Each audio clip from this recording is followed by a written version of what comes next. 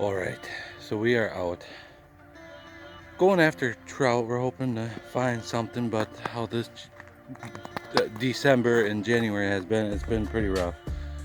So we're just checking the depth. There's a deep hole back that way. We're trying to find that deep hole, and we're gonna see what we can do just in the morning or afternoon. Probably just fish in the morning and around the noon hour here and see what happens.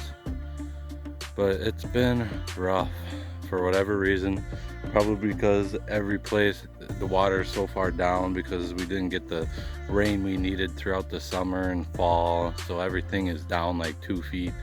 Everything's kind of changed it around. So let's get to fishing. All right, so location this time around, we're on a Wisconsin lake, and we picked this lake because we noticed all the people that were fishing on it was always only fishing in one location, and that's what that orange line marks. So what we did is we went all the way to the other side of the lake where barely throughout the whole ice season we haven't seen nobody fish, and that's what happened. We found the fish in an 8-foot hole, and we were just catching all kinds of fish in this video, getting away from the crowd. Like on holidays like Christmas and New Year's, you get away from them into a very quiet area where there's only you and nobody else.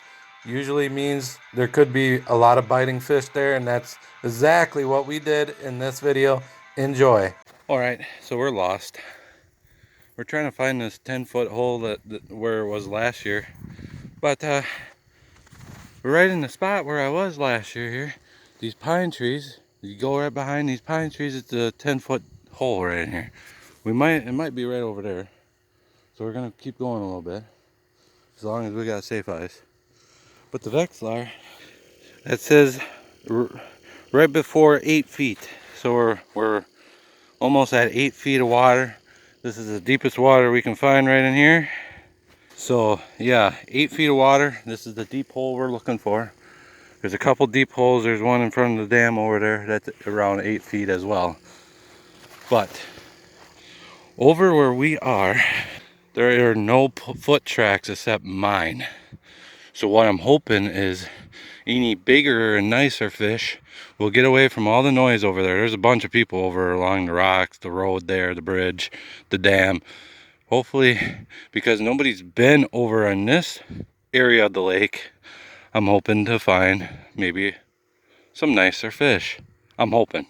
So 8 feet of water, let's get the fishing, put up the shack, and let's get it.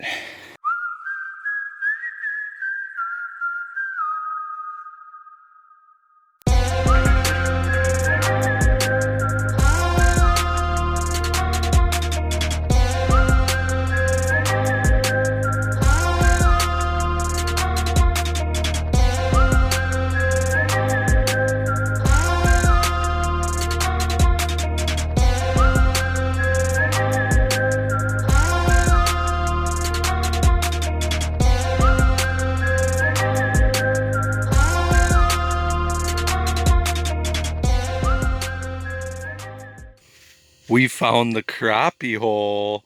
Whoa, this is just a small little dude, but first one of the day. Little crappie. All right, another tiny little crappie.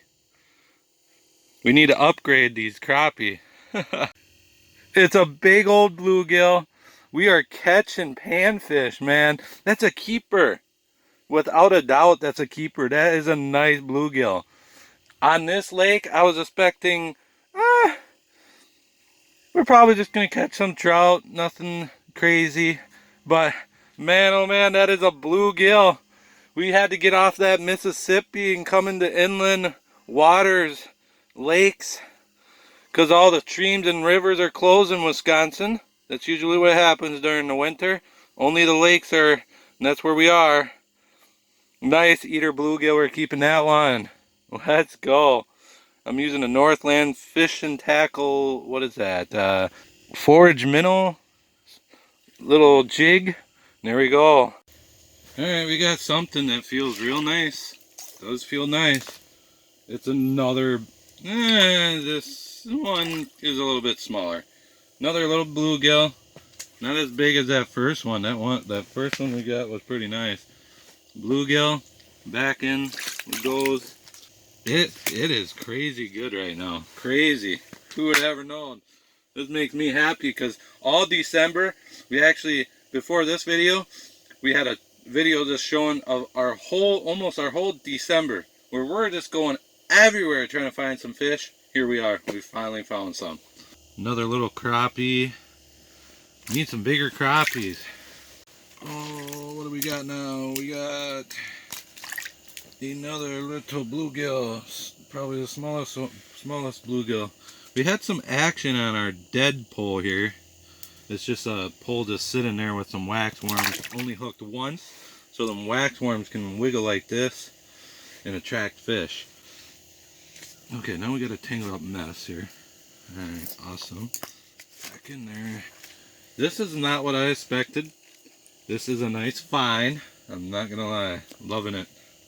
Now, this is the last thing I expected to catch out of this lake, because they have a low population of them in this lake. Big old yellow perch. Look at that. That would be an eater, but in this lake, like I said, they're low in population, so I'm putting this guy back.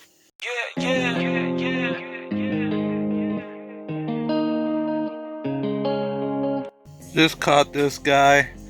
We got 2 of them. Looking for a few more.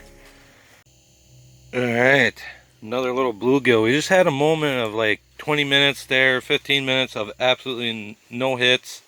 Alright, just pulled this guy through the hole. Largemouth bass. Alright, big boy. Oh man, go in the hole. I know you want to stay and talk. Thanks for getting my whole hand soaked.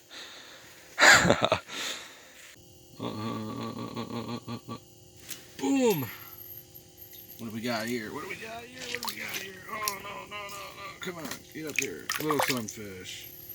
Little sunfish. I was just saying to myself, we are starting to get these periods where these fish would come into school real quick, bite for a little bit, and then leave. And you'll have no biting for about 10-15 minutes, and another little school comes flying through. It seems more like they're on it's the day period now, you know, it's around 10 o'clock, they're acting differently. They just ain't sitting here anymore, they're moving around looking for food. So, yeah. So this guy decided it got pretty, nothing was going on, and then all of a sudden, this is the dead pole I'm using here. And he bit on the dead pole. There he goes. Same thing, just a different color. This one's orange and white with whack worms, only hooked once, so they kind of flutter. First fish we caught on this. We had a couple bites already on it, but didn't catch them. All right, another nice eater bluegill. We're getting close to our max. We're probably going to max out on bluegill, and then we're probably going to head her. But there we go. Got a nice little bunch. There's a little bit of green down there on the Vexlar. That means another fish is on the bottom there. He just left. So, alright. Alright, on the dead pole, all of a sudden the tip just went all the way down slowly and pulled up, and here we got another nice eater bluegill. The eater bluegill are starting to show up. Alright, 12.5-inch largemouth bass, probably the biggest one we got today. Here he goes back. Alright. It is getting closer to noon, so the bite has slowing down a little bit. So the crappies more likely I haven't caught one for about an hour now. So it is the middle of the day. Crappies like the morning and the afternoon because they like the darkness a lot more. So just bringing that up. If someone's getting into crappie fishing for the first time or whatever, try to target them right before nightfall and right before it starts getting too light. And yeah, it's getting pretty slow because it's the middle of the day now. We're going to be picking up here in a little bit. Well, that will be it for today. This morning was a very good morning on this lake that the panfish are normally hard to get. We did pretty good for going after these panfish. The crappies could have been bigger, but we did pretty good for bluegills, sunfish.